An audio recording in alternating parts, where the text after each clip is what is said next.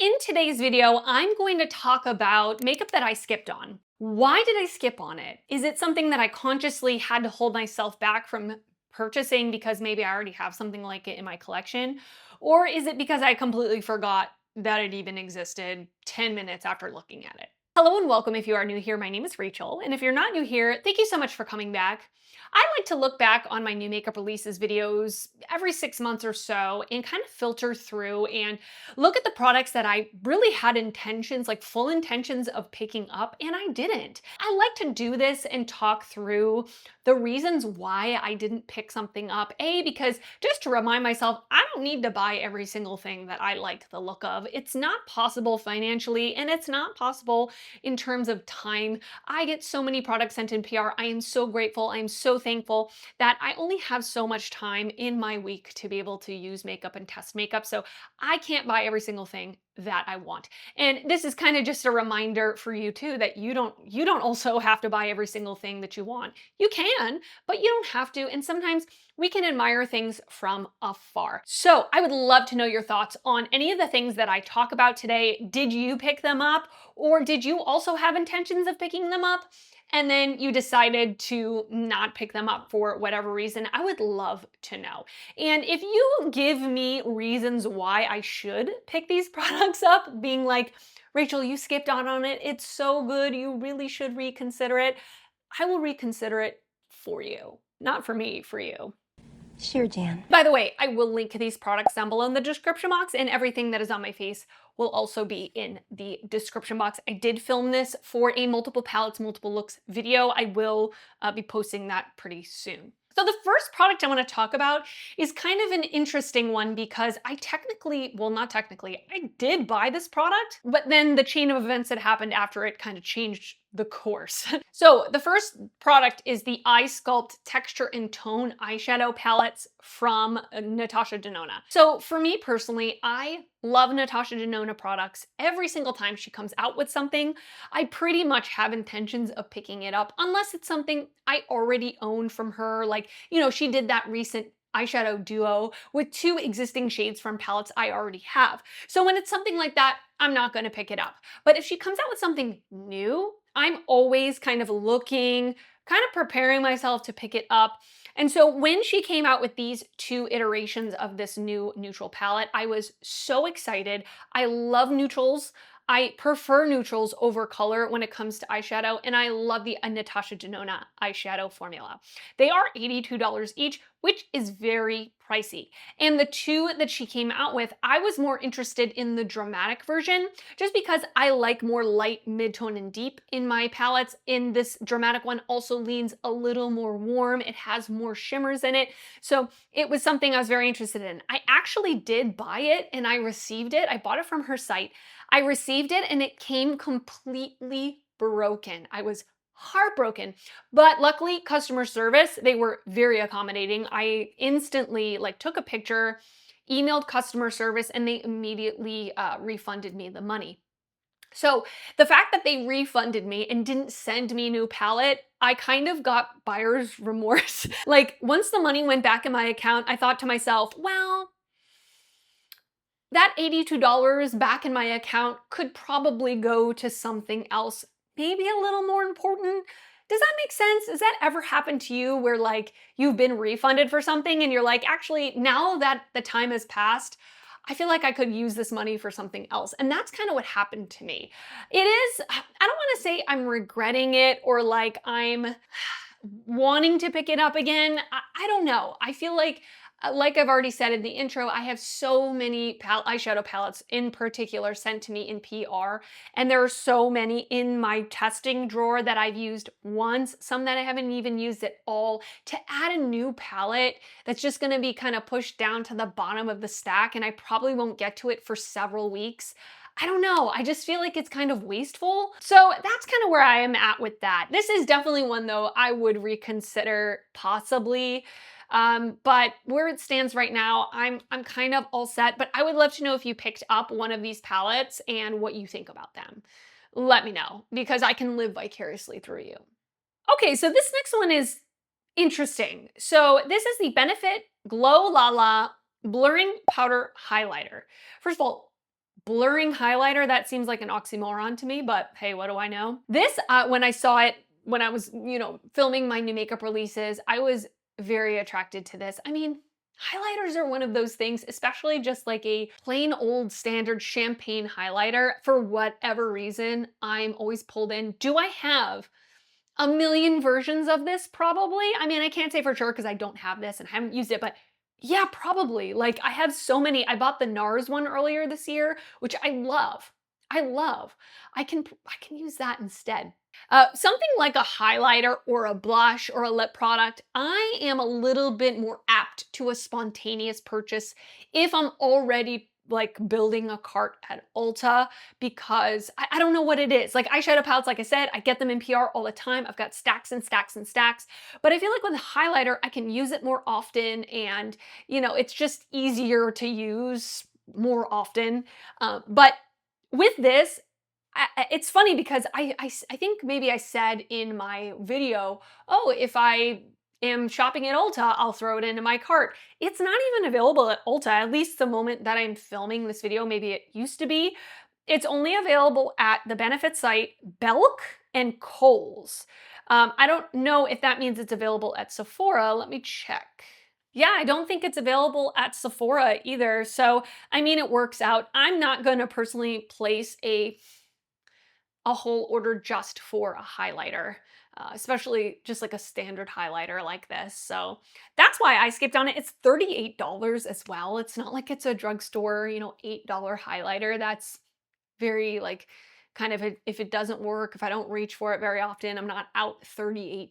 So that's why I skipped on it. And I'm glad I talked myself out of it because I definitely don't have any regrets skipping on that at all whatsoever. Yeah, I don't know what it is about highlighters. I don't even wear highlighters every day nowadays. Especially if I'm wearing like a glowy blush, I skip highlighter altogether. So I don't know, just something about a shiny, pretty thing catches my eye.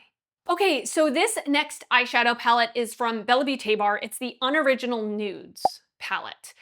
Bella Beauté Bar is a brand that in the past I have purchased quite a few products from palettes from them. I'll be honest with you, a lot of them are in my drawer of shame. I think 2 years ago during Black Friday, I bought a bunch of their palettes and never got to them. Very shameful, very embarrassing. So that's kind of partly why I have so many palettes from them I haven't used yet. But when they showed this palette, or when I saw it on Instagram, I love Mean Girls. So the cover very much got me, like with that little nostalgic kick. And the palette itself is full of neutrals, although the bottom row is very, very cool tone gray neutrals. Not my ultimate favorite, but the rest of the palette is right on my alley. I love the Bella Beauté Bar Matte Formula. It's one of my favorites. It's so blendable, so pigmented, soft. I think it's very underrated. People talk about their shimmers a lot, but I think their mattes are better than their shimmers for my preference, because their shimmers, some of them can tend to be kind of squishy, chunky, textured, which isn't my favorite. But yeah, I mean, I skipped out on this. Honestly, I completely forgot about it when I was just looking back at my new makeup releases to find products to talk about in today's video. I was like, oh yeah, I totally missed out on that. I also think with Bella Beauté Bar, for whatever the logic is in my mind, is I hate paying for shipping. If I can avoid it, I will. And I do feel like their shipping is a little pricey. So sometimes when I add palettes to my cart and I go to check out and the shipping is like, pretty expensive, I tend to rethink my purchase right then and there. I haven't bought anything from them in a while. I definitely want to, because I don't think I've tried any of their palettes this year, if I'm not mistaken. And if I have, it was in the very beginning of the year. But this one is one that is so pretty.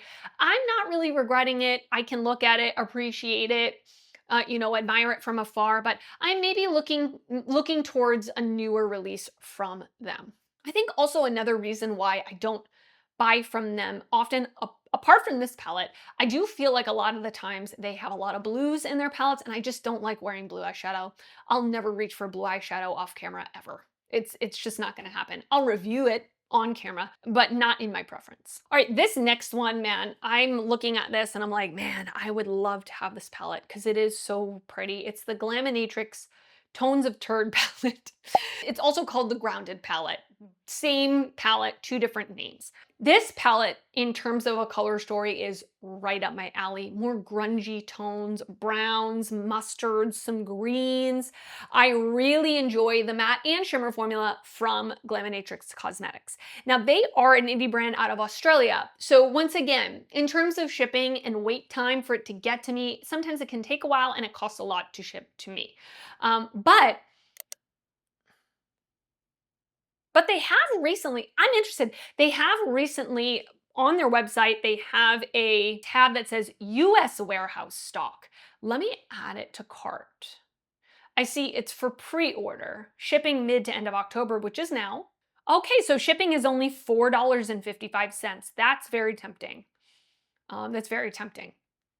Good to know if you're from the US and you want to shop from Glaminatrix, they have a US warehouse page where you can order from their US warehouse. That's so exciting. Okay, so the reason I didn't purchase it in the past is because the shipping is expensive and it takes a long time. And I did purchase the Bonfire palette. And I remember when they showed the Bonfire palette and I went to go put that in my cart, I was also going to add the Tones of Turd. And then the price of the cart was really high because it's two $60+ palettes. And I thought to myself, I don't need both of these. I just want the Bonfire. And so I took it out of my cart. And now, as somebody who creates content, a big reason why I buy eyeshadow palettes is to create content. And like I said, the palette goes to the bottom of the stack. It's already months and months old by the time I get to it. Does anybody care?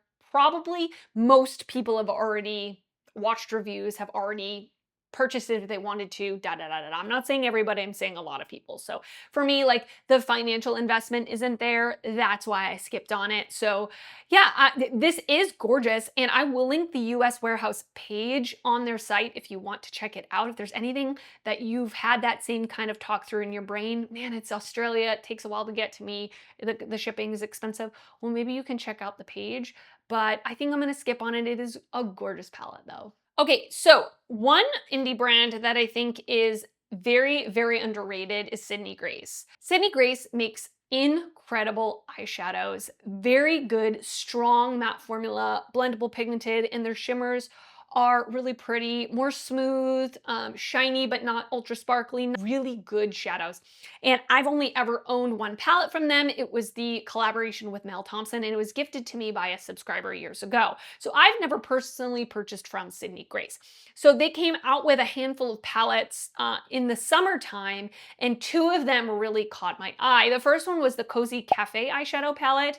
And this one, anything with a coffee theme, you kind of got me hooked because I love coffee. It's an addiction. If you have an addiction to coffee, you know, okay? And I love neutrals. But I will say, looking at the color story, it is definitely very cool toned, a lot of gray tones in there, a couple of pops of like coral, but mostly gray. Not my ultimate favorite. So initially I was intrigued by the premise, by the packaging, and by the formula, but then when I looked at the actual color story, I kind of was like, I don't need this. But then they showed the Desert Bloom eyeshadow palette, which definitely leans more warm. There are some cool tones in there, some blues, but a lot of warm tone neutrals. So for me, I was like, wow, that is gorgeous. I'm very, very much into that. But when I went to go purchase it, I think it was during their Christmas and July sale, and I didn't really hop on it.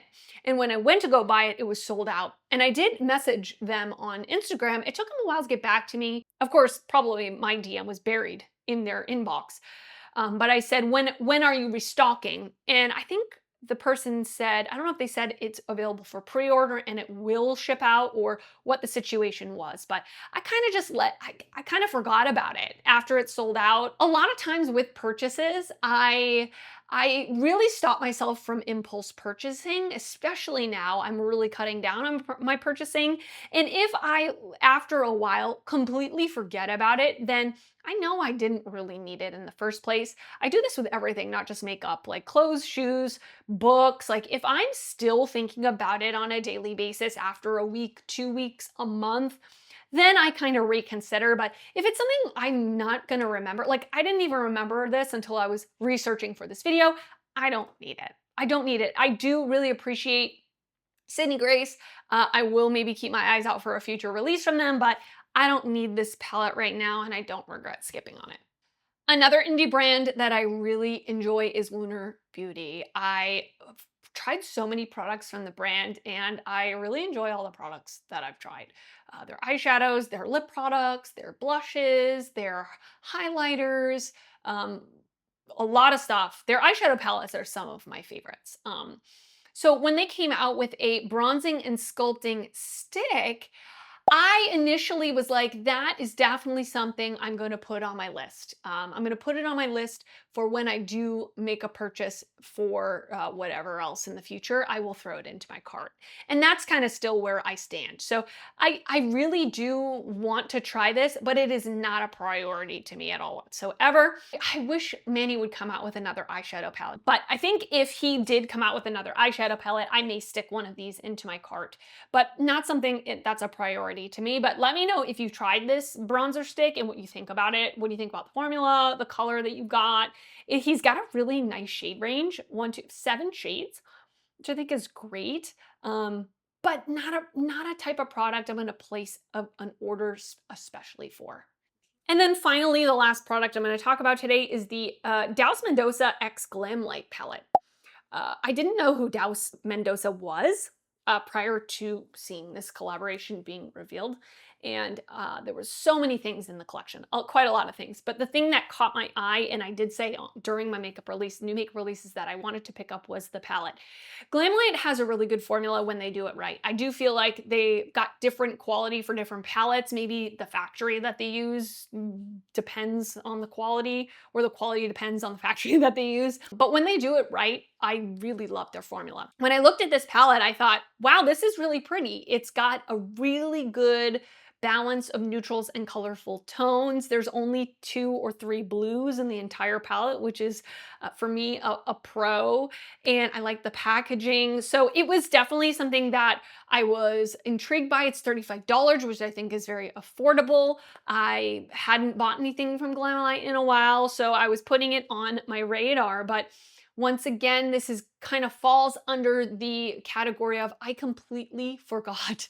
I completely forgot about this palette altogether, probably a week after I mentioned it. Like, I never thought about it again. And when I was researching for this video, I was like, oh yeah, that palette. I had intentions of picking it up and didn't. I do feel like, indie brands have released so many palettes this year as well. So I am very much picky and choosy about the ones that I purchase. And like I said, the ones that stick in my mind long are the ones that I end up purchasing. So I think that's it. I'll scoot back into the middle now. Let me know if you picked up any of the products I talked about in today's video. Would love to know your experience. Are you happy with your purchase? Are you regretting that you even picked it up? What are some products that you had all intentions of picking up and then you skipped on it? And let me know if you were having FOMO, or are you happy that you skipped on it after watching reviews? It wasn't going to be for you. Let me know, and I will see you very soon in another video. Bye.